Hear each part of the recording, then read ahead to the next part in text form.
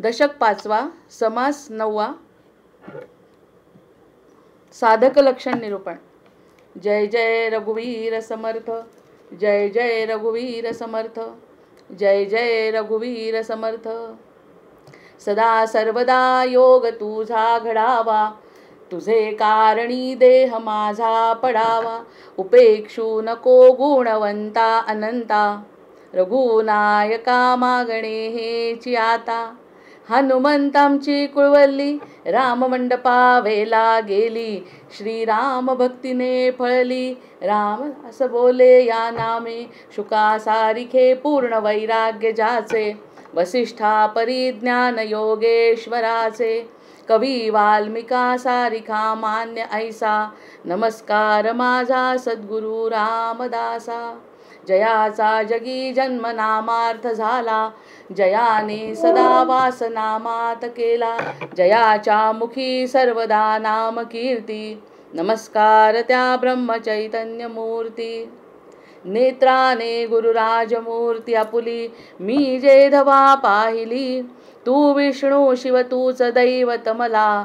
तू तात तू माऊली, झाला भाव मनात या मग करू कोणास पाचारण। प्रल्हादा गुरुराज या नित तुम्हा, माझे असो वंदन। जय जय रघुवीर समर्थ, ऋषिकल्पम रामभक्तम गुरुयज्ञेश्वराभिधम। चतुर्वेदेश्वर प्राणम प्रणमामि पुनः पुनः। गणेश शारदा चैव सद्गुरु सज्जनस्तथा, आराध्य दैवतं गुह्यं सर्वं मे रघुनंदनः। गणेश शारदा सद्गुरु संत सज्जन कुळेश्वरू, सर्व ही माझा रघुवीरू। सद्गुरु रूपे श्रीराम, माझे आराध्य दैवत। परमगुह्य गुह्यातीत, गुह्यपणाची मात न चले जेथे। यो जातो मरुदंश जोक्षित तले, संबोधयन् सज्जनान् ग्रंथम यो रचयन् सुपुण्यजनकं। श्रीदासबोधाभिधं यः कीर्त्या पठनेन सर्वविदुषां स्वान्तापहारी सदा। सोऽयं मुक्तिकरक्षितौ विजयते, श्रीरामदासो गुरुः। मला वाटते अंतरित्वा वसावे, तुझ्या दासबोधासित्वा बोधवावे। अपत्या परिपाववी प्रेमग्रासा, महाराजया सद्गुरु रामदासा। ब्रह्मानंदं परमसुखदं केवलं ज्ञानमूर्तिं, द्वन्द्वातीतं गगनसदृशं तत्त्वमस्यादिलक्ष्यम्। एकं नित्यं विमलमचलं सर्वधी साक्षिभूतं, भावातीतं त्रिगुणरहितं सद्गुरुं तन्नमामि। गुरुर्ब्रह्मा गुरुर्विष्णु गुरुर्देवो महेश्वरः, गुरुः साक्षात् परब्रह्म तस्मै श्रीगुरवे नमः। अनेन प्रियतां देवो भगवान् जानकीपतिः, श्रीरामचन्द्र पूर्वेषाम् अस्माकं कुलदैवतं।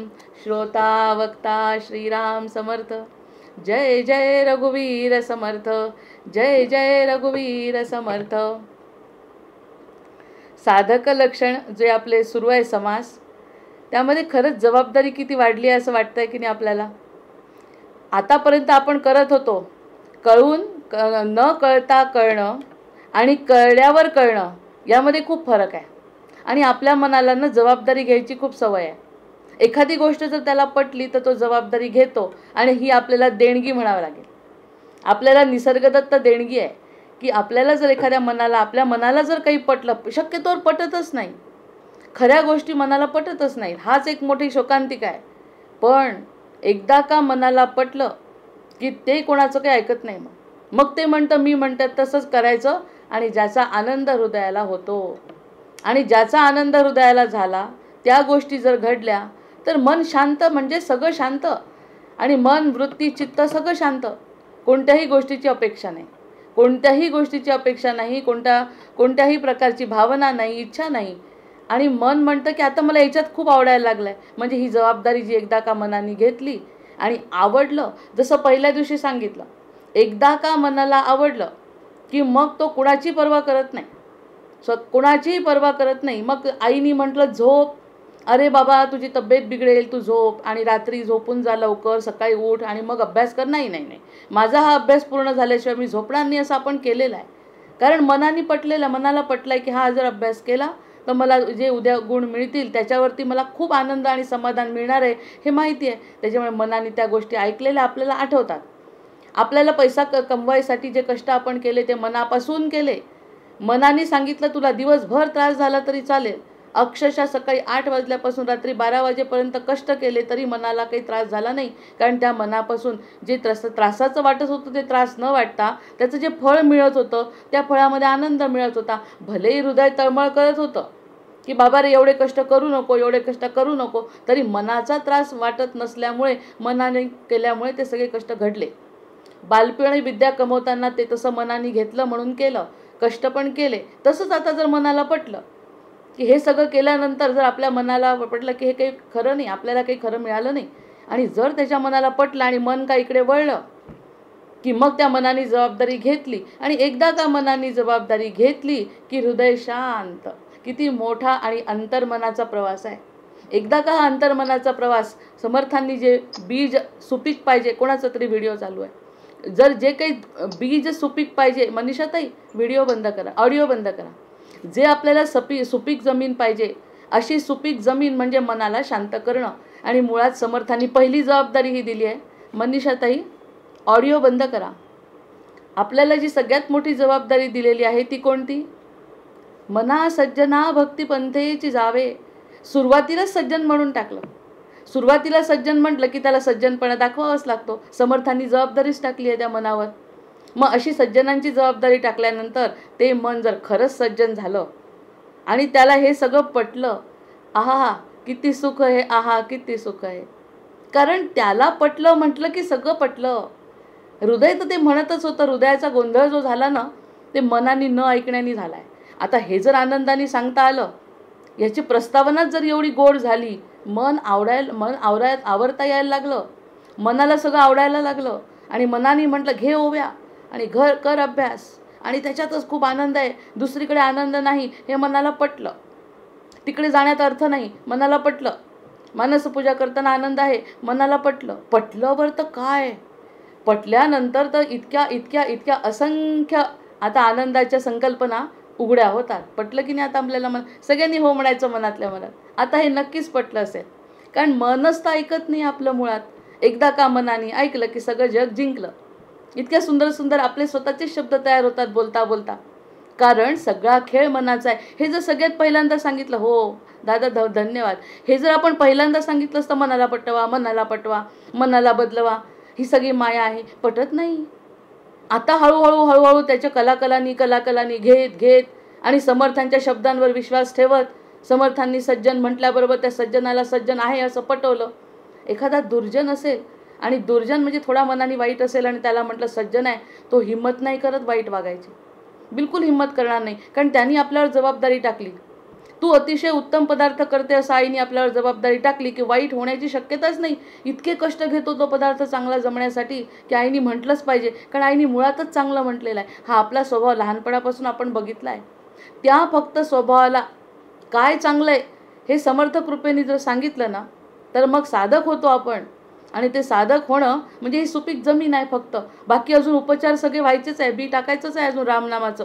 कारण आता समर्थ भक्त आहेत, अनेन प्रियताम देव भगवान जानकीपती असं जेव्हा समर्थ म्हणतात तेव्हा समर्थ टाकणार रामनामाचं बीज आहे आपल्याला माहिती आहे. पण ते बीज टाकण्यासाठी सुपीक जमीन तर पाहिजे. आता आपल्याला जर आनंद होत असेल, मन ऐकतंय आणि म्हणजे मन जर या मार्गाने वळलं आणि आनंदी असेल तर सुपीक जमीन झाली नाही का? सुपीक जमीन झाल्यानंतर मग आता समर्थ बोलतील ते प्रत्येक शब्द प्रत्येक अक्षर त्यांचं कळायला लागतं आणि त्याच्यावरती विश्वास वाढतो. आणि सगळ्यात महत्त्वाची गोष्ट आहे, सगळ्या काही गोष्टी पडलेल्या आहेत जगामध्ये, सगळ्या गोष्टी आहेत. आपला विश्वासच नसेल तर सगळं शून्य आहे, आणि आमचा विश्वास असेल तर एक शब्दही खरा आहे. अक्षर ब्रह्मावर सध्या चालू आहे, गणपतीची उपासना चालू आहे. 10 दिवस आपल्या घरामध्ये गणपती बाप्पा सर्व शक्तीनिशी बसलेले आहे. त्यांची जी काही शक्ती आहे बुद्धीची सगळी द्यायला बसलेली आहे. आणि त्यांच्याकडे तोंड करून मुख करून जर आपण समर्थांचे शब्द वापरले तर हे सगळे शब्द खरे वाटणार आहे. मग हे सगळं जर वाटलं, समर्थ आता म्हणतील लेकरू थोडं थोडं तयार व्हायला लागलं त्याला आता माझं शब्द पटायला लागलं का मग मी हळूहळू थोडासा कडकही डोस दिला तर ते ऐकेल, कारण त्याला दुसरं वाईट आहे आणि हे चांगलं आहे हे आता पटलं आहे. एवढ्याच एका भांडवलावरती आपल्याला पुढे जायचं आहे. पुढे काही ज्ञान मिळतं आहे नाही मिळत तो प्रश्न नाही. आता भांडवल कोणतं? आता तुम्हाला जर इंजिनिअरिंगला ॲडमिशन घ्यायची, आपल्याला, तुम्हाला नाही म्हणायचं आहे, मला चुकून बोलली, आपल्याला जर इंजिनिअरिंगला ॲडमिशन घ्यायची असेल तर 12वीला सायन्स पाहिजे. मेडिकलला जायचं असेल तर 12वीला आपल्याला बायोलॉजी पाहिजे. तसं आता आपल्याला जर हे बी घ्यायचं आहे, आपल्या मनामध्ये रुजवायचं आहे, तर हे अशा प्रकारचं मन तयार पाहिजे. आणि एकदा का मन झालं आणि विश्वास बसला की तो व्यक्ती, आणखीन एक चांगली आपल्याला प्रस्तावना सापडली की मन तयार झालं म्हटल्यावर मन कोणाचं ऐकत नाही, तसं भूतासारखंच आहे ते मन. नाही म्हणजे नाही आणि हो म्हणजे हो. मग आता घरात कितीही अडचणी आल्या तरी मन म्हणतं ह्या अडचणी महत्त्वाच्या नाही, मला माझं काम करायचं आहे, कसा तरी करून मार्ग काढतो. हेच करण्यासाठी जबरदस्ती असली ना, आज की नाही थोडासा उशीर झाला, 5च मिनटं कोणी येत आहे, आज राहू द्यायचं का, असंही सांगणारं मन आहे. आणि आता 5 मिनटं उशीर झाला तरी आपण पुन्हा हे 45 मिनटं तरी कामात लावू असंही म्हणणारं मन आहे. हे दोन्ही मनं आपण जेव्हा बघतो म्हणजे अंतर्मनाला आनंद होतो, हृदयाला आनंद होतो. त्या ठिकाणी अतिशय सुपीक जमीन तयार झाली असं म्हणायला स्वतःला सर्टिफिकेट घ्यायला हरकत नाही.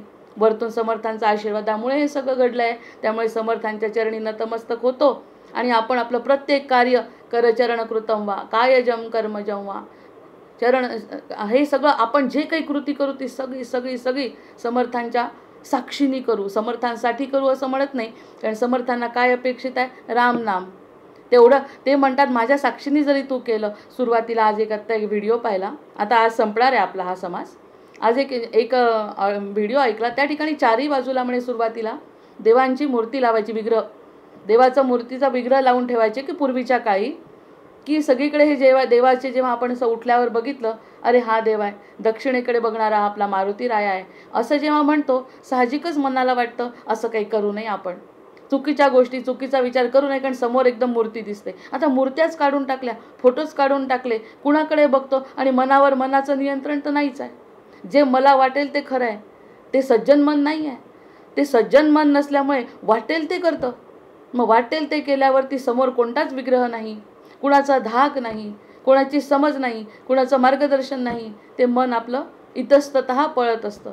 त्या इतस्ततः पळणाऱ्या मनाला आता फोटो असो किंवा नसो, आत्ताच आपल्याला फरक कळला उपासना काय करायची आहे. फोटो असो किंवा नसो, प्रत्यक्षात आपण तेच करतो जे समर्थांच्या साक्षीने करायचं आहे.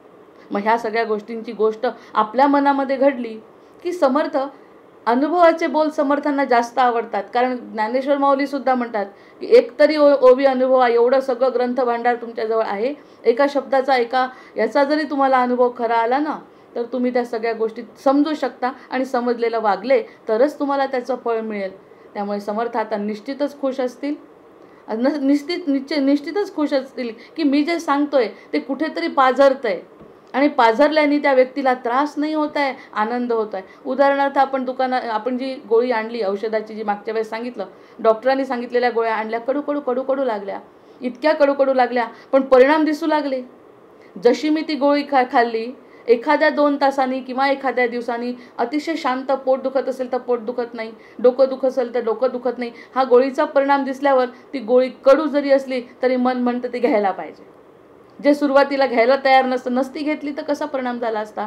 आता मनाने सांगितलं, वाटतं 2 मिनटं खराब वाटतं, तोंड कडू पडतं, पण ती गोळी जर घेतली ना तर माझं पोटदुखी थांबते, माझे पायदुखी थांबते. हे पटलं. आता पटल्यानंतर बरोबर जातात हात तिकडे, दिवसातून 3 ने 5ही गोळ्या केल्या तरी चालतील मला, पण माझे पायदुखी थांबते. हे निश्चित मला उत्तर जेव्हा मिळालं, हे निश्चित फळ जेव्हा मला मिळालं, मग तसं हे फळ मला मिळालं आहे आता की शांत वाटतं आहे. कुणामध्ये जायचं नाही, कुणामध्ये काही नाही, स्वतःचा विश्वास वाढला आहे. स्वतःचा विश्वास वाढल्यानंतर आपण ते 4 वर्णसुद्धा बघितले की आपलेच वर्ण आपण जेव्हा बघू शकतो साक्षीनी, मग त्या गोष्टीचा आनंद किती. स्वतःवरचा विश्वास वाढतो, स्वतःवरचा विश्वास वाढला अर्थातच आपण दुसऱ्यांवर कमी विसावतो. मग या सगळ्या गोष्टी आपोआपच आत्मकल्याणाच्या मार्गाने जातो. असं जेव्हा झाल्यावर त्या गोळीचा अगदी योग्य परिणाम झाला समर्थांच्या, असं म्हणायला हरकत नाही. दिवस रात्र शांत, रात्री झोप शांत, सगळं शांत शांत प्रशांत, अनंताकडे जायचं आहे. मग अनंताकडे जात असताना शांत प्रशांत, शांत आणि प्रशांत मनाने जात असू, हा परिणाम आहे. हा जर परिणाम आपल्याला 1 मिनिट जरी अनुभवता आला तर किती आनंद आहे. मग समर्थ म्हणतात आता हे जे लक्षण समजलं ते सांगण्यापेक्षा, ते सगळं कळण्यापेक्षा तू शांत झाला का हे बघ, हे तुझं आत्मपरीक्षण कर, अशा प्रकारचं आपल्याच मनाने आपण त्यांना समजवलं आणि अशा पद्धतीने दासबोध बघितला. समर्थ निश्चित खुश असतील. मी 2-3दा गॅरंटी दिली आहे समर्थांना. जेव्हा स्वगुण परीक्षा होती तेव्हा सुद्धा बोलली, वैराग्य लक्षणाच्या वेळी पण बोललो आपण असं, आणि आज सुद्धा साधक लक्षणामध्ये आपण अगदी निष्ठेने म्हणू शकतो की समर्थांचा फोटो आमच्यासमोर असो किंवा नसो, मनात कोरल्या गेलाय ना. मग मन माझं शांत झाल्यावर समर्थ सतत पाठीवरनं हात फिरवतात की मन शांत झालं ना, आता पुढची कृती मी करतो आणि त्याकडे फक्त तू साक्षी भावानी बघ. म्हणजे नक्की समर्थ खुश. कुणालाही शरण गेलं तर आनंद होतोच. घरात सुद्धा पाहतो आपण की लहान मुलांनी कौतुक आईचं केल्याबरोबर आई शांत होते, खूप खुश होते, अजून जास्त लाड करते, कारण त्या मुलांनी आपल्याकडे बघितलं. आणि तेच जर एखाद्या मूल ते दुसरीकडे काकूकडे तेवढ्याच आनंदात राहत असेल तर आईला थोडं वाटतं इतकं आपण करतो, तिकडे ते रमलं आणि तिकडे रमलं, माझी गरज कमी आहे की काय त्याला. प्रत्येक आईला, प्रत्येक बहिणीला वाटतं की आपला भाऊ आपल्याकडे आला पाहिजे छोटेपणी. मग हे सगळं जर वाटतं, तोच गुण माऊलींचा, समर्थांचा आहे, तोच रामाचा आहे. ते रामात जो प्रेमाचा गुण आहे तो सगळीकडे तोच आहे. मग आपण जर वळलो त्यांच्याकडे, समर्थ निश्चित हसत असतील, निश्चित हसत असतील गालातल्या गालात की चला आता मी जे सांगीन ते कमीत कमी ऐकायला तरी तयार आहे. मग इतकं म्हटल्यावर त्यांना आनंद झाला असेल. ह्याचा मला आनंद जर झाला तर एक तरी ओवी अनुभवली. प्रत्यक्षात कोण कोणाच्या समोर आलं, समर्थ उभे राहिले नाही किंवा मी त्यांच्याजवळ पोचू शकत नाही, पण जर समर्थांचा असा अनुभव आला असेल असं जर मनाने ग्वाही दिली तर चेहऱ्यावर हसू फुटणार नाही तर काय होणार, विनाकारण हसू येत आहे. कारण समर्थ आज माझे खुश आहे, कारण मी तशी वागली आहे की ज्यामुळे समर्थ खुश आहे, म्हणजे मी झाली साधक. साधक लक्षणांमध्ये जर अशा प्रकारचा संवाद होत असेल गुरु शिष्यांमध्ये मनातल्या मनात, तर आणि हा मनातल्या मनात संवाद इथे सांगण्याचं कारण काय, इथे बोलण्याचं कारण काय, कारण कामच ते आहे की आपण अनुभवच सांगायचे आहेत त्या ठिकाणी. त्यांनी जो मूळ ग्रंथ लिहून ठेवला त्यामध्ये जसा जसा अनुभव येतो तसं तसं लोक विचार करतात आणि बोलतात आणि वागतात. मग हे अनुभव सांगणं अर्थातच आवडणार आहे समर्थांना, त्यामुळे बोलायचं. पराधीनतेवरी कोपला. आता ही आत्ताच बोलली ना, अगदी शब्द न शब्द काय समर्थ आहेत. समर्थांचा शब्द पुढे आलाच आहे, पराधीनता. आता माझी पराधीनता होती, मनाने यावर अवलंबून त्यावर अवलंबून. हे पूर्ण झालं ना तर मला आनंद मिळेल, ते पूर्ण झालं नाही तर मला दुःख होईल. ही जी पराधीनता होती दुसऱ्या गोष्टींवरती कशाला, पूजा करताना सुद्धा. पूजा करायचं म्हणजे साग्रसंगीत मला लागतं, खरंच आपण तसं केलं आहे, साग्रसंगीत लागतं. एखाद्या वेळेस नाही मिळालं, इतका राग येतो, इतकी चिडचिड होते. ते पूजेतलं लक्ष कमी होऊन जे मी गुलाब वाहतो, जे मी कमळाचं फुल वाहतो ते आज मिळालं नाही, हे काहीतरी म्हणे नाट आहे. असा नाट जर लागला तर माझी असे नकारात्मक विचार क्षणोक्षणी येतात, सत्वगुण असताना सुद्धा. म्हणजे सत्वगुणही नको, तमोगुणही नको, रजोगुणही नको, शांत चित्त पाहिजे, कोणतेच गुणविरहित अवस्था.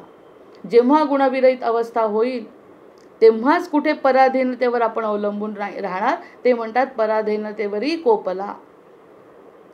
राग कशावर येत होता, त्या पराधीनतेचा आनंद होत होता. या सगळ्या गोष्टींनी मला समाधान मिळतं असं वाटत होतं, त्याचा आनंद घेत होता, त्याच्यावरती अवलंबून राहत होता. आता असं घडलं की आता तो नसलाही तरी त्याला समजलं आता की हे नसलं तरी चालतंय, असलं तरी छान आहे. मग त्यामुळे कोप कशावरती झाला, पराधीनतेवर. आता मी तुझ्यावर अवलंबून नाही. याचा अर्थ तू नको असं नाही. कमळाचं फूल नको आहे का महालक्ष्मीला, आता उद्या परवा जेवतायत महालक्ष्म्या, कमळाचं फूल आणलं, मलाही आनंद, देवीलाही आनंद, नको आहे असं नाही. पण काही कारणाने जर मिळाल्या नाही, ती पराधीनता त्या गोष्टीवर नाहीच आहे, मी त्यावरती आता अवलंबूनच नाही आहे. मिळालं उत्तम आहे, नाही मिळालं तरी चालणार आहे, कारण मानसपूजा सुरूच आहे. मग ही जी पराधीनता आहे ती संपली. ममतेवरी संतापला. ही जी चुकीची ममता केली संसारावर, बरं व्यक्तींवर नाही. व्यक्तींची ममता अगदी योग्य आहे, कारण त्याची चांगली आणि वाईट फळं आपल्याला मिळतात. पाप आणि पुण्य आपण भोगतो. एखादी वाईट गोष्ट केली एखाद्या व्यक्तीशी तर तो आपल्याला त्याचा परिणाम भोगावा लागतो. हे व्यक्तींबद्दल नाही म्हणत आहे. ही जी समाजाबद्दल जी या मायेबद्दल जी ममता आहे ती ममता संपली. आता ह्या मुद्गल पुराण, म्हणजे आता सध्या गणपती सुरू आहे आणि गणपतीमध्ये मुद्गल पुराणाचं नुसतं 4 वाक्य ऐकले.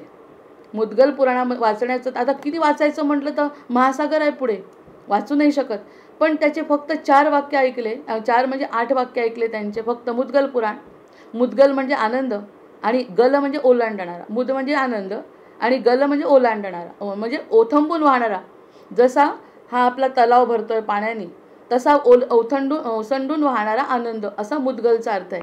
आणि त्याच्या पुराणामध्ये गंमत अशी आहे, त्या पुराणामध्ये असुरांची नावं आपल्या सगळ्या षड्विकारांवर ठेवलेली आहे.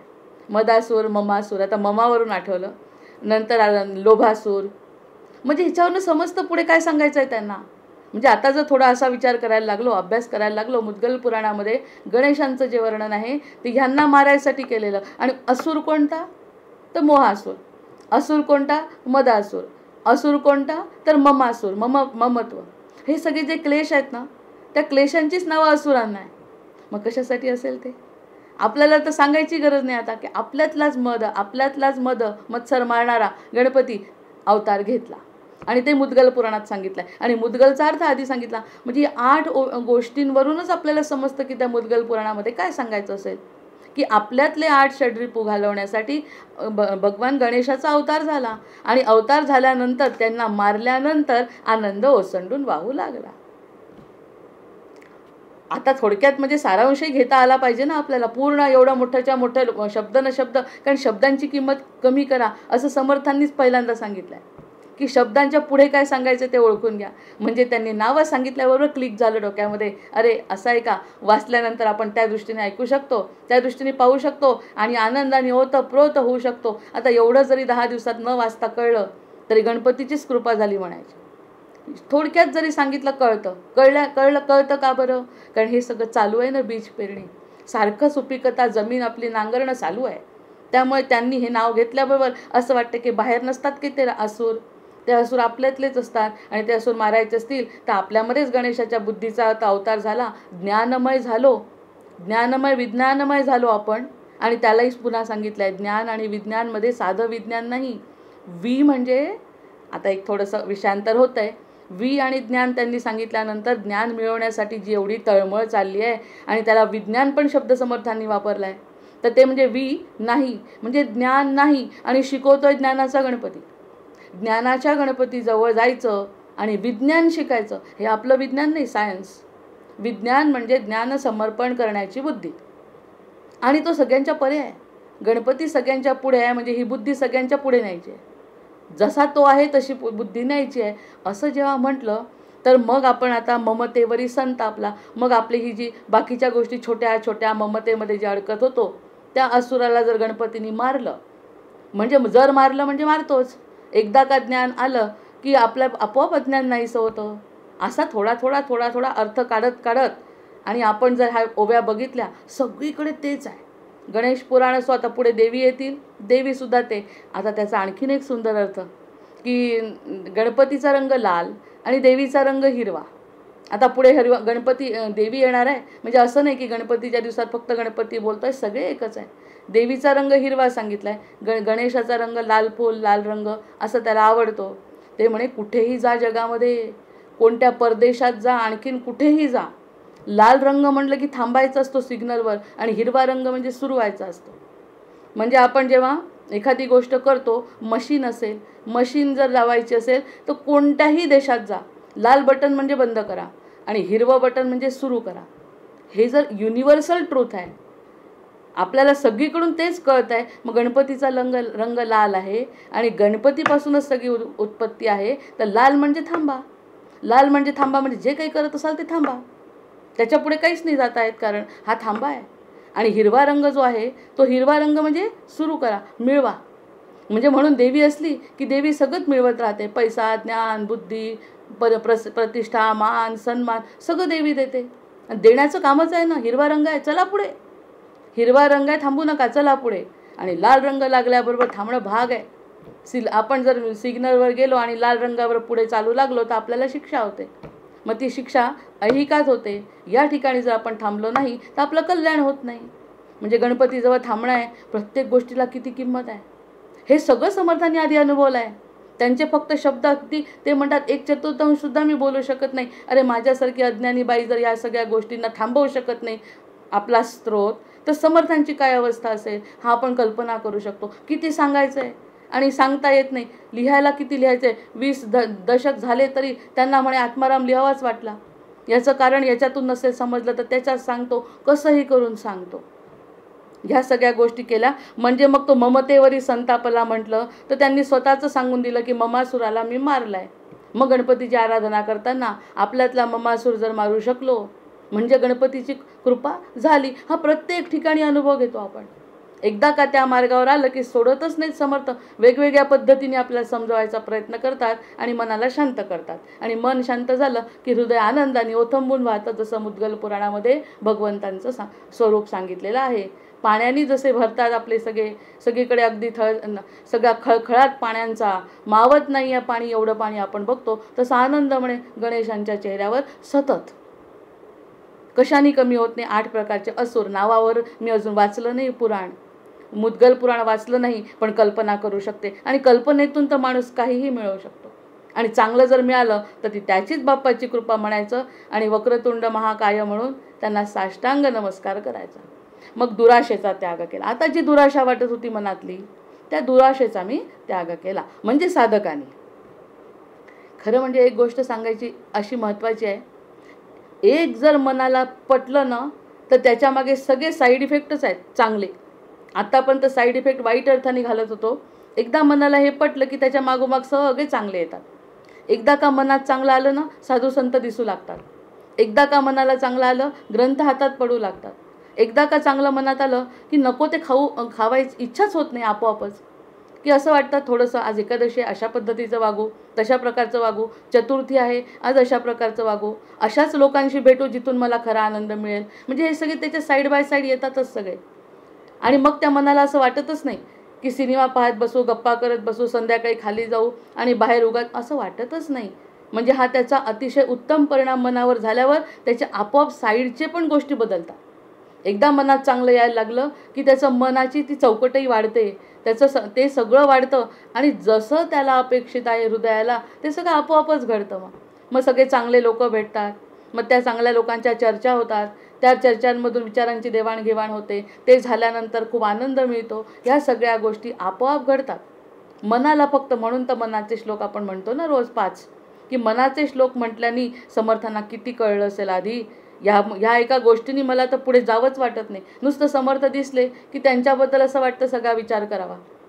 आता त्या ठिकाणी गणपतीचं सुद्धा वर्णन करताना त्यांनी सांगितलं शरीर आपल्यासारखंच आहे. मग समर्थांचं सुद्धा शरीर आपल्यासारखंच आहे. आपल्या सगळ्यांची शरीरं सारखीच आहे पशूंची सोडून. शरीरामध्ये आणि रक्तामध्ये, मांसामध्ये, हड्डीमध्ये कशातच फरक नाही. कोणाच्याच फरक पडत नाही. तो दक्षिण आफ्रिकेतला असो की आपला इकडचा असो खालचा, कुणाच्याही शरीरामध्ये फरक नाही. मस्तकात फरक आहे. गणपतीच्याही मस्तकात फरक आहे आणि आमच्या समर्थांच्याही मस्तकात फरक आहे. तसं आमचं मस्तक जर झालं त्यांच्यासारखं मस्तकात फरक. सगळी जी ज्ञानेंद्रिय आहेत आपली ती सगळी चेहऱ्यात आहे.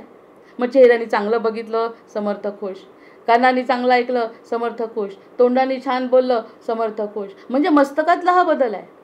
मस्तकामध्येच बुद्धी आहे. बुद्धीमध्ये गणपतीसारखं जर मस्तक लागलं तर मग किती आनंद आहे.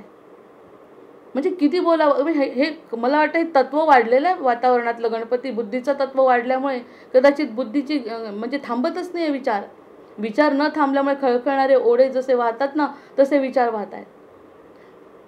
एका ओवीच्या आधाराने जर एवढा विचार करू शकत असेल, एका शब्दावरून जर पुराणाला कल्पना करू शकतो आपण, तर मग ज्ञान मिळवण्याची गरज खरंच आहे का भक्ताला ज्ञान मिळवण्याची गरजच ठेवत नाहीत. ते म्हणतात नतमस्तक हो, कृतज्ञ मी, कृतार्थ मी, सगळं मी तुला आपोआप देतो. त्याच्यासारखं मस्तक. मग गणपतीचं जे मस्तक आहे त्या मस्तकात सगळा खेळ आहे. आणि तेच मस्तक आता गणपतीचं कसं आहे त्याच्यावरती छोटे छोटे लोक छोटे विवेचन करत असतात की त्याची सोंड आणि त्याचं नाक आणि त्याचे डोळे आणि त्याचे कान आणि त्याचं पोट. पण ह्याच्या व्यतिरिक्त तो कसा आहे, ओंकार तो कसा आहे. आणि हा जो फरक त्याच्या मस्तकातला आणि तोच समर्थांमध्ये, तोच संतांमध्ये, तोच देवामध्ये फरक आहे. बाकी कशातच कुठे फरक नाही. राम जरी आपल्यासारखा दिसत असला तरी मस्तकातच तर फरक आहे. वसिष्ठांनी त्यांच्या बुद्धीतच तर फरक केलेला दाखवला. प्रत्यक्षात ते परब्रह्म आहे. पण ह्या सगळ्या दुराशेचा त्याग केला आणि एकाएकी कालपर्यंत वाटत नव्हतं भक्ताला की हा बदल घडेल. कारण त्याला माहितीच नाही की या क्षेत्रात काही चांगलं आहे. जर मला कल्पनाच नाही पुढे काही चांगलं आहे तर मी का बरं त्याचा विचार करीन. विचार करण्यासाठी 5 दशक चालले आहेत आपले. चाललंय विचार करता करता एकचा क्षण येतो, एकाएकी बदल होतो. मग ते आता गुरुतत्व आहे, ते गुरुतत्व जर अंगी बांधलं तर त्या मनाला असा फरक जाणवतो. आणि मनाला फरक जाणवल्या, आता ह्याच्यावरती विचार करून फक्त हो म्हणायचं की मनाला जर फरक जाणवला तर आपल्यासारखं सुखी कोणी नाही. जय जय रघुवीर समर्थान. त्यासाठी समर्थांचे प्रयत्न आहेत. हृदय अतिशय उत्तम आहे. हृदयावरती त्यांनी कोणतंही काम केलं नाही, कारण हृदयामध्ये भगवंताचा अंश आहे श्वासरूपानी. मग त्याला बदल करायचं समर्थांनी कधीच म्हणलं नाही की हृदयाला बदल करायचं. हृदय मुळातच चांगलं आहे. हृदय मुळातच इतकं चांगलं आहे की सगळे चांगले गुण त्याच्यामध्ये आहे. भगवंत हृदयामध्ये उदारता आहे. सगळे तत्व, आकाश तत्व आहे, पृथ्वी तत्व आहे, सगळे सगळे तत्व हृदयामध्ये आहे. प्रश्न बुद्धीचा असल्यामुळे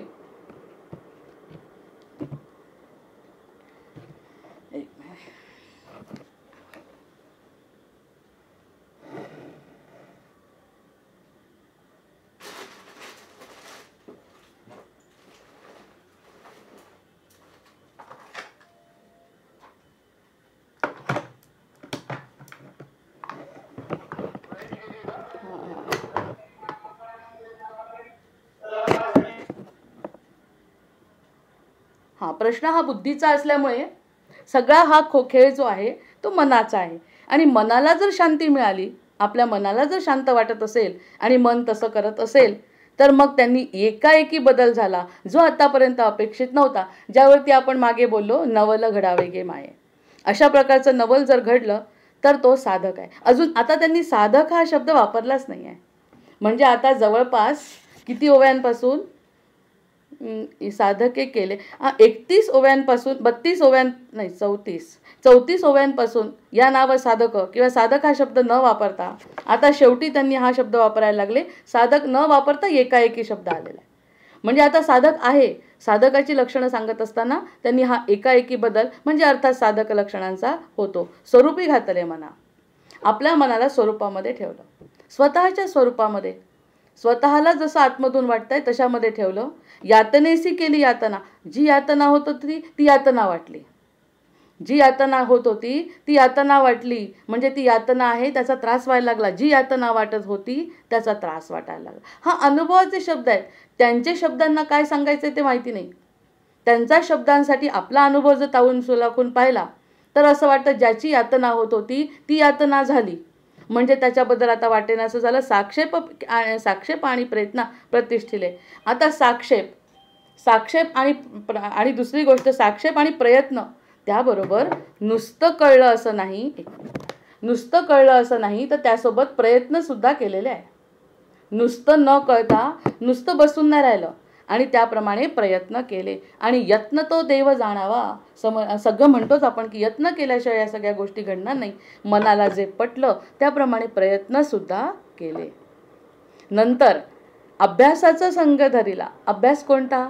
ही सगळी ग्रंथ संपदा, सतत त्यांचं चांगलं श्रवण मनन चिंतन, अभ्यासाचा संग धरिला. साक्षपा परिसा निघाला. प्रयत्न सांगाती भला, साधन पंथे श्रीराम. हा जो प्रयत्न आपण करतोय तो प्रयत्न सोबत आहे. आता त्याबद्दल आनंद आहे, गोडी आहे, ज्ञान म्हणत नाही आहे. त्याबद्दल आनंद आहे. मन परिवर्तन झालेलं आहे. मन तयार आहे. आता जर कुठे न्यायचं असेल तर मन तयार आहे. पूर्वी जेव्हा प्रवासाला जायचो, वैयक्तिक अनुभव आहे, प्रवासाला जायचो आणि समजा 12 तासाला आम्हाला अहमदाबादला वगैरे जायला लागायचो.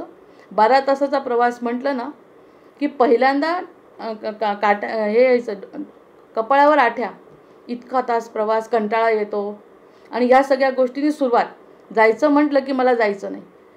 आणि त्या वयात, लहान वयात सुद्धा हा त्रास. आणि मोठ्या वयात तो प्रवास आवडायला लागला. आता बदलही झाला आहे प्रवासामध्ये, रेल्वे बदलल्या. हे सगळं झाल्यानंतर तोच प्रवास 12 नाही 24 तासही झाला नैमिषारण्यात वाटला नाही. सगळे लोक कंटाळले.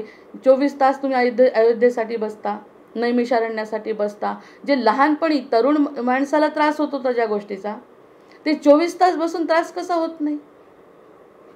याचं उत्तर आता विचारायला पाहिजे मनाला की कधी कुरकुर करणारी इतकं समजावून सांगायचं आईने, अगं जावं लागतं आपल्याला, तिकडे जावं, मला कंटाळा येतो, मला बसचा प्रवास, मला रेल्वेत जायचं नाही, मला त्रास होतो, मला कंटाळा येतो. ह्या सगळ्या नकारात्मक भावना, तीच रेल्वे अजून 24 तास पुढे गेली, 36 तास आणखी कुठे जायचं आहे. नैमिषारण्यात गेलो, 3-3दा कुंभात गेलो, त्याच्यानंतर अयोध्येला गेलो. 2 दिवस आंघोळ करायला मिळाली नाही. अयोध्येला जाताना तर आमची स्पेशल आस्था ट्रेन होती. आस्था ट्रेनमध्ये BJPनी काढलेली यात्रा असल्यामुळे त्यांनी 2 दिवस सतत चालवली. कोणत्याही स्टेशनवर ती गाडी थांबत नव्हती, कारण त्यांची स्पेशल ट्रेन होती. 24 तास 2 रात्री आम्ही त्या रेल्वेमध्ये होतो. सगळे भजन पूजन करत होते, सगळे टाळ वाजवत होते, सगळे गाणे म्हणत होते. ज्यांना कंटाळा आला ते झोपत होते, पण कुणीच गाडीचा प्रवास कंटाळवाणं कसं म्हटलं नाही. 70 वर्षाच्या आजी, 88 वर्षाच्या आजी, 2 वर्षाचं लेकरू घेऊन आलेली आई, हे सगळे त्याच्यात होते. कुणालाच कसा काय कंटाळा नाही आला? मला तर आलाच नाही. मला तर आनंद होत होता, कारण की मला वेगळ्या पद्धतीने आनंद होता की माझा अचानक नंबर लागला आणि इतक्या कमी पैशात आपण पहिल्यांदा वाटलं नाही तरी अयोध्येला जाता येते, आपले राम आपल्याला बघता येतं. हे जरी असलं तर गाडीला महत्त्व नव्हतं, पण आमची गाडीसुद्धा सजवलेली, सगळीकडून गाडी सजवलेली, पोलीस बसमध्ये असलेले. त्यानंतर तिथे पोचल्यावर तिथल्या BJPच्या कार्यकर्त्यांनी आमच्यावर फुलं उधळली. म्हणजे हे सगळं वैभव जेव्हा बघितलं, त्या गाडीला का बरं आपण वाईट म्हणत होतो म्हटलं आत्तापर्यंत? हीच गाडीने आपल्याला तिथे नेलं आहे. हे पुढे कुठे माहीत होतं ही गाडी आपल्याला रामाच्या ठिकाणी नेऊन जाणार आहे किंवा तशी आवड निर्माण. एकाएकी बदल आहे हा जो बदल आहे तो एकाएकी झालेला आहे. समर्थ म्हणतात ते शब्द अगदी खरे आहे. एकाएकी बदल झाला आणि शरीर दुखलं, त्रास झाला, झोप नाही मिळाली, त्याच्यानंतर आंघोळ नाही केली 2 दिवस. तिथे गेल्यावरही सगळ्यांची कॉमन व्यवस्था, तिथे सुद्धा चिडचिड झाली नाही. आणि ज्याची कंटाळा येत होता, म्हणजेच त्यांनी जो मगाशी म्हटलं की तो जो शब्द आहे मगाचा त्यांचा, की यातनेसी केली यातना. जे यातना वाटत होती ती यातना वाटली का आता? तीच गाडी आहे, तीच मी आहे, त्याच्यापेक्षा जास्त दूर गेलो. राम दिसतोय म्हटल्याबरोबर ह्या सगळ्या वाटतच नाहीत या सगळ्या गोष्टी. मग असं झाल्यावरती मग साधसा परिसा सांगितला, प्रयत्न सांगायची भला साधन पंथे. मग या साधन पंथाला लागल्यानंतर हा जो प्रयत्न झाला तो मनाचा झाला. प्रत्यक्षामध्ये गाडी बदलली नाही, प्रत्यक्षामुळे तिथे नेणारे जी 24 तासाची संकल्पना आहे तीही कमी झाली नाही, पण आमचा साधना मार्गाचा प्रयत्न वाढला. आणि त्या ठिकाणी असं वाटलं ह्या साधनांनी गेल्याशिवाय आपण अयोध्येला पोहोचू शकत नाही. पण हे सुद्धा मनाला पटवावं नाही लागलं. हे दुय्यम आहे एकदम. गाडी हे दुय्यम आहे. गाडी कशाने जायचं, विमानाने जायचं, गाडी जायचं, पायी जायचं, पंढरीला जातात जसे वारकरी तसं कसेही जातात ते. पण पंढरी जशी महत्त्वाची आहे तसं महत्त्वाचा राम आहे. आणि तो सगुण रूपातला. बरं, तरी प्रत्यक्षातला जो निर्गुणातला राम बघत असतील लोक, त्यांची काय अवस्था होत असेल? या ठिकाणी जर अशी अवस्था होते 24 तास, मग हा जो प्रयत्न गेला तो प्रयत्न तरी आम्ही केला का? मी म्हटलं का गाडीचा मला त्रास झाला? एकाही माणसाने पुन्हा पुन्हा आमचे आयोजक येऊन विचारत होते, कसं आहे ताई, चांगलं आहे ना सगळी व्यवस्था? अगदी छान आहे, मजेत आहे, तुम्ही काही काळजी करू नका. त्रासही असला शरीराला तरी का? हा जो मनाचा प्रयत्न आहे, हा जो मनाचा बदल आहे तो आपोआप झालेला आहे, कारण मन त्याकडे गुंतलेलं आहे. म्हणजे तीच गाडी आता त्रास वाटत नाही. मग त्यांचे शब्द खोटे आहेत का? अजिबात नाही. मग त्यांनी म्हटलं यातनेसी केली यातना. ह्या गोष्टीचा त्रास होत होता, त्या गोष्टी आता सुसह्य वाटतात, असल्या तरी वाटतात. दरवेळेस जावं वाटतं. नैमिषारण्यातला आनंद काय आहे, अयोध्येतला आनंद काय आहे, कुंभातला आनंद काय आहे. प्रत्यक्षात कलियुग आहे, त्या ठिकाणचं सगळं व्यवस्था बदललेली आहे, पण मन मानत नाही. मन म्हणतं त्या ठिकाणी माझे रामराय येऊन गेले, या ठिकाणी माझी सीता येऊन गेली, ज्या ठिकाणी वाल्मिकी ऋषींनी एवढा मोठा त्या लवकुशांना सांभाळलं, ती भूमी बघताना भरून भरून येत होतं प्रत्येकाला. मग ही सगळी नेणारी गोष्ट तीच आहे, फक्त मन बदललं आहे. फक्त मन बदललं आहे, बाकी काय साधनांचा बदल झाला. आणि ते प्रयत्न जो केला तो विवेक बळे त्यांनी मागच्या ओवीत सांगितला. विवेक बळे जर एकदा का मनाला बदललं की पुढचं हे जे आहे ना आनंदाचं स्रोत आपल्याला कळू लागतो. मग या ठिकाणी आपोआपच सगळं घडलं, आपोआप सगळं घडलं हे अपेक्षित आहे. नंतर सावध दक्ष तो साधक, सावध दक्ष तो साधक. या ठिकाणी म्हटलं आहे सुरुवातीला, सावध जो असेल तो दक्ष पण असला पाहिजे. अंधश्रद्धा मान्य नाही समर्थांना, अजिबात मान्य नाही. मला तर पटकन जाणवतं कोणीतरी खोटेपणा करत असेल ना. या सगळ्या गोष्टी, परवाच्या दिवशी एक व्हिडिओ पाहिला, अतिशय चांगला आणि चांगलं काम करतोय, अतिशय चांगल्या पद्धतीने सांगतोय की आम्हा एकदम स्ट्रगल करत असताना आम्ही मुंबईमध्ये आलो आणि पहिल्यांदा माझ्या वडिलांनी सांगितलं की कुठेही जायचं नाही, कुणाकडे खायचं नाही, कुणाला मदत मागायची नाही, आणि तू स्वतः एकटा कुठेतरी असा राहा की जेणेकरून कोणाचे उपकार तुझ्यावर होणार नाही, असं तू राहा. इतकं छान वाटलं त्याचं ऐकून की छान त्याची शिकवण आहे. नंतर तो म्हणाला, अचानकपणे एक व्यक्ती समोर आली आणि म्हणाली, बाबा रे, तुला घराची सोय झाली का? याही गोष्टी घडू शकतात. अंधश्रद्धेवर बोलते, याही गोष्टी घडू शकतात तुला.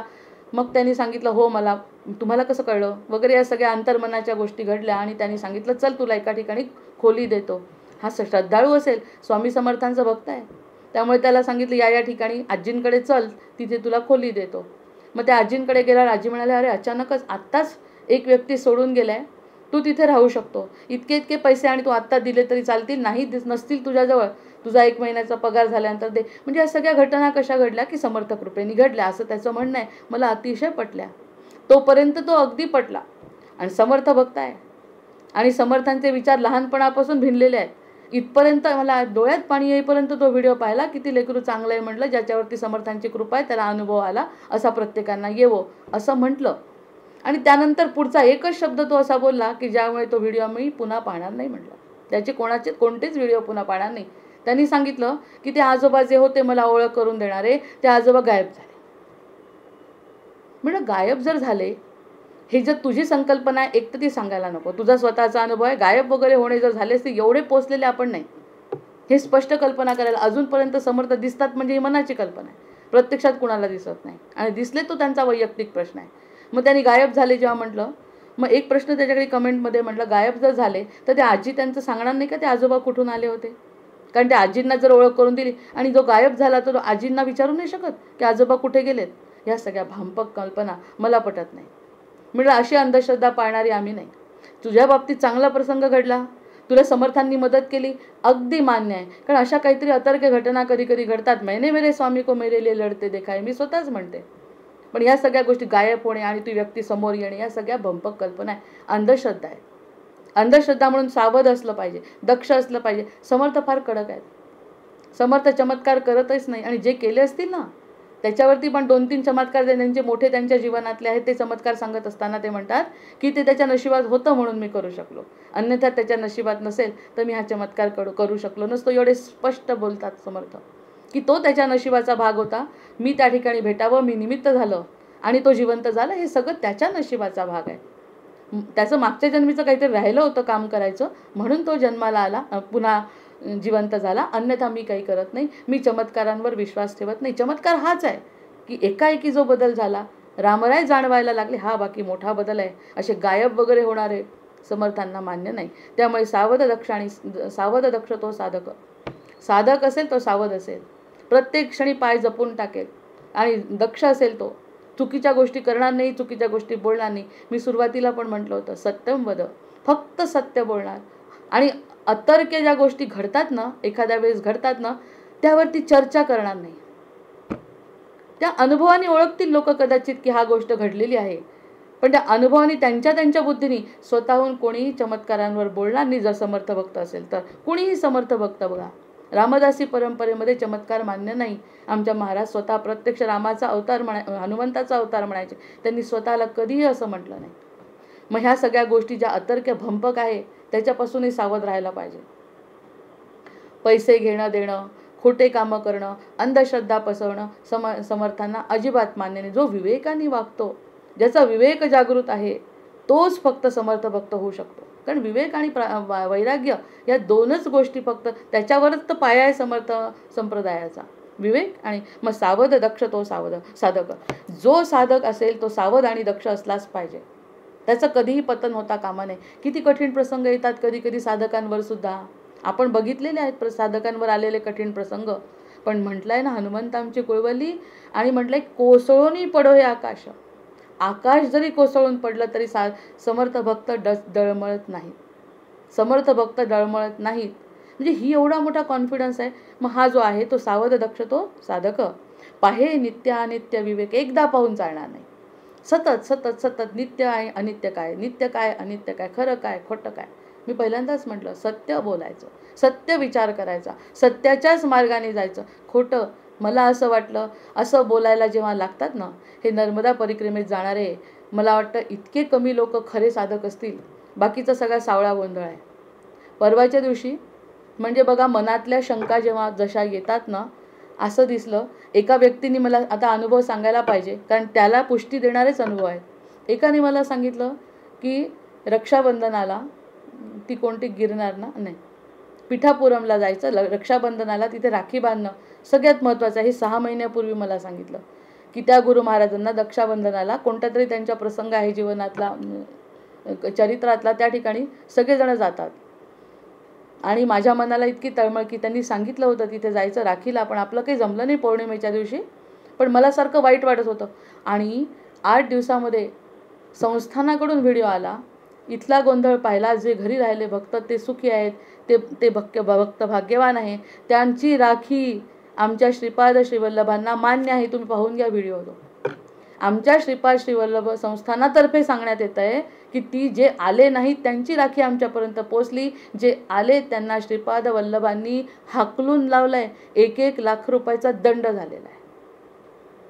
1-1 लाख. तो व्हिडिओ पण आपण बघू शकतो, अगदी तिथे सगळ्यांनी टाकलाय. आणि मग मी जेव्हा त्यांचा मला फोन आला, ताई वाईट वाटून घेऊ नका, तुम्ही आले नाही ना श्रीपाद श्रीवल्लभ पौर्णिमेला, तुमच्या घरी तुम्हाला जाणवतील, तुमचं जे काही कष्ट असतील ते तुम्ही त्यांना बोलले असाल म्हणूनच तुम्ही घरी राहिले. आता हा काही चमत्काराचा भाग नाही.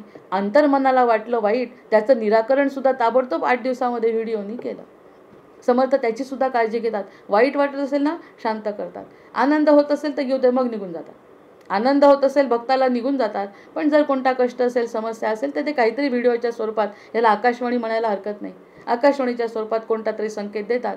आणि त्या कुलकर्णींचा वैयक्तिक माझ्याशी फोन झाला आणि ते म्हणाले, ताई तुम्ही खूप भाग्यवान आहात की ज्या ठिकाणी तुम्ही यायची इच्छा होती पण येऊ शकले नाही, समर्थ तुमच्यासोबत होते असं समजा. आणि आजच त्यांना आत्ता ताबडतोब देवाजवळ जा आणि दिवा लावा.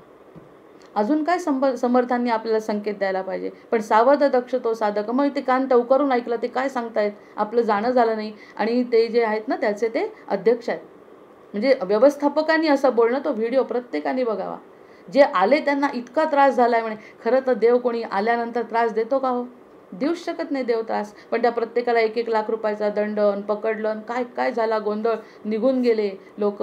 अरे या दिवशी येऊ नका हे सांगण्यासाठी व्हिडिओ केलेला आहे. असले लोक असल्यावर दाखवणारे लोक असते, दंभ अंधश्रद्धा असेल, समर्थांना कशी समर्थ भक्ताला ते कधी, तो दासाभिमानी आहे, देव दासाभिमानी आहे. जो दास असेल त्याचा अभिमान देव स्वतः करतो. तिथे काही त्याला नाटक करायची गरज नाही. मग सावध दक्ष तो साधक पाहे, नित्यानित्य विवेक, संग त्यागुनी एक सत्संग धरी. संग त्यागुनी एक. आता हा साधा संग आणि सत्संग, बोध आणि प्रबोध, शांत आणि प्रशांत, दोन मधला फरक आपल्याला लक्षात येतोय. प्रत्येक वेळी त्याला विसर्ग ज्ञान आणि विज्ञान.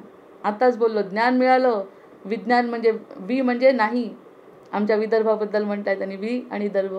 दर्भ म्हणजे असं गवत की जे जर वाढलं तर सगळं पीक खाऊन टाकतं. जर दर्भ वाढला, तो फक्त समिधेसाठी वापरतात, तो जर दर्भ वाढला, आता दर्भाची काडीही राहणार नाही, असा दर्भ विदर्भ झाला.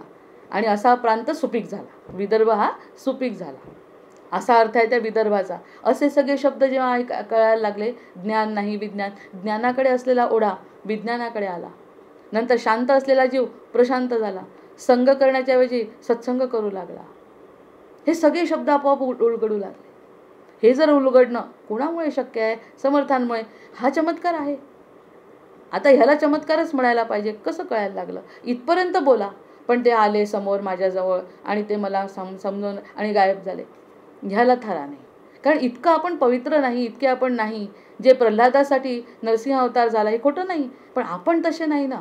त्यामुळे आपण असं खोट्या वार्ता पसरवणं की आमच्यासमोर ते आले आणि असं झालं, तर हे भास आहेत. आणि भास हे स्वतः अनुभव घ्यायचे, इतरांना सांगून अंधश्रद्धा पसरवायची नाही. हे समर्थ म्हणून समर्थ लोकांना मान्य नाही. छोट्या छोट्या गोष्टी, एक दिवा लावला तिकडून बाई आली, असे सांगणारे जे लोक आहेत ना, ते अंधश्रद्धेचे बळी आहे. आणि हे समर्थांना मान्य नाही. त्यामुळे समर्थांचं वाङ्मय लोकांना आवडत नाही, समर्थांचा लोक राग करतात. त्याचं मेन कारण हेच आहे, कारण ते सत्य बोलतात, स्पष्ट बोलतात आणि जे देतात ते शाश्वत देतात. मग आता सावध दक्ष तो साधक पाहे, नित्यानित्य विवेक, संग त्यागुनी एक सत्संग करी श्रीराम. आमच्या आईनी मनामध्ये एवढं ठसवलं आहे, भले हे ते वाङ्मय मला माहिती नाही, दासबोध मला लहानपणी माहिती नाही, पण एवढं ठसवलं आहे समर्थ कसे आहेत हेच तिने आधी इतकं ठसवलं आहे की समर्थ कसे आहेत. अरे बघितल्याबरोबर डोळ्यातून पाणी येत होतं. जेव्हा आई असं वर्णन करायची ना, असं वाटायचं ही मूर्ती ती, असं वाटायचं आईने एवढं तरी चांगलं करून ठेवलं आहे. महत्त्वाचं की समर्थ खूप छान आहे. समर्थांकडे बघितल्यावर कशी भावना झाली पाहिजे, समर्थ मूर्तीकडे बघून. एकल राम आहे आमच्या घरी आणि लहानपणी एकल रामाची मूर्ती बघत असताना आई सांगायची याला एक विशेष महत्त्व आहे. त्या ठिकाणी समर्थ सांगायची ती एका समासाला काय महत्त्व आहे असं समजावून नव्हती सांगत. हे खूप ह्याच्यापेक्षा दुसरं काही खरं नाही म्हणायचे. ह्याच्यापेक्षा हीच तर परंपरा आहे, ही परंपरा सांगणारे लोक आईवडील असतील तर मुलं नाही भटकू शकत. हे फक्त खरं आहे, बाकी सगळं खोटं आहे. मला कुणाचंच समजत नाही आणि कुणाचंच मला आवडत नाही. समर्थांचं एकदा पटलं की जगी धन्य तो दास सर्वोत्तमाचा, असं स्वतःला म्हणून घेतो. आणि म्हणून नाही घेत, नुसतं दाखवतोय. आणि मग देवमस्तकी धरावा अवघा अलकल्लोळ करा, कोण आम्हाला रोखू शकतं. इतकं पक्क तयार केलंय साधकांना समर्थांनी. करतील म्हणजे आपण झालोय की नाही माहिती नाही. समर्थांची अपेक्षा साधक असा असावा. मग त्यांनी म्हटलंय बळेची सारीला संसार. आता जबरदस्तीने संसार सारला. विवेके टाकेला जोजार, हा जो काही गोंधळ आहे तो मनाने सोडून दिला. नंतर शुद्धाचार्य अनाचार भ्रष्टविला. अनाचार भ्रष्टविला कशाने? शुद्ध आचाराने. काट्यांनी काटा काढला म्हणतात, इथे काट्याने नाही, काटा प्रेमाने काढला. समर्थांच्या प्रेमाने काटा काढला. आणि मग म्हटलं शुद्धाचार्य अनाचार भ्रष्टविला. किती सुंदर ओव्या आहेत. मन असं रमवून जातं या शब्दांमध्ये.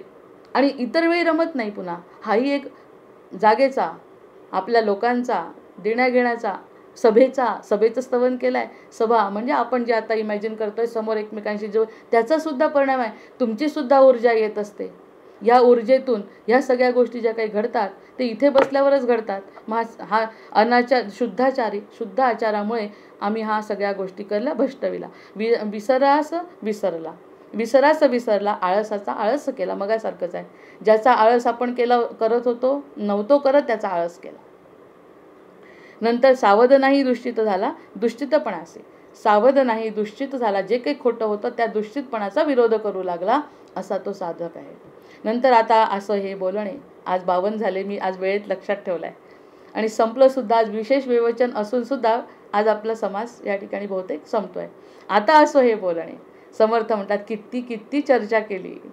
आता असो हे बोलणे. आता इतकं सगळं सांगितल्यावरती समर्थ म्हणतात आता असो हे बोलणे. अवगुण सांडी निरूपणे. ह्या निरूपणाने त्याची फलश्रुती म्हणण्यापेक्षा त्याचा परिणाम असा आहे, अवगुण निघून जावे. हे जे निरूपण आहे, आता निरूपण शब्द का बरं वापरला असेल? ते तर लेखन करतात आहे, पण ते बोलतायत, शिष्य लिहित आहेत, त्यामुळे त्यांचं निरूपणच आहे.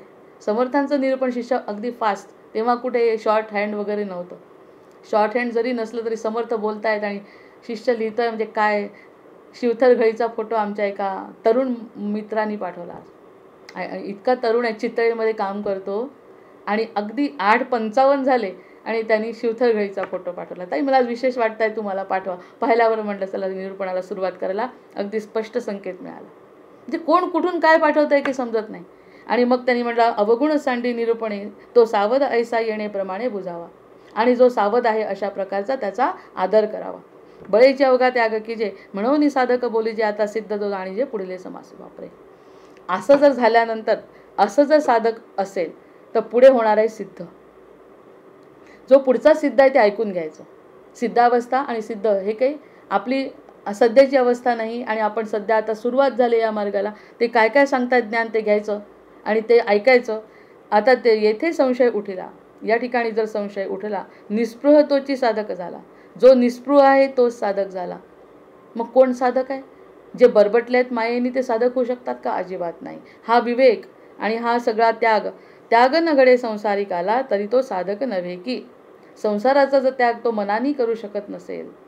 पुन्हा पुन्हा सांगितले, अतिशय सुंदर संसार करत असताना सुद्धा चिंतन फक्त रामाचं केलं की तो योग होतो.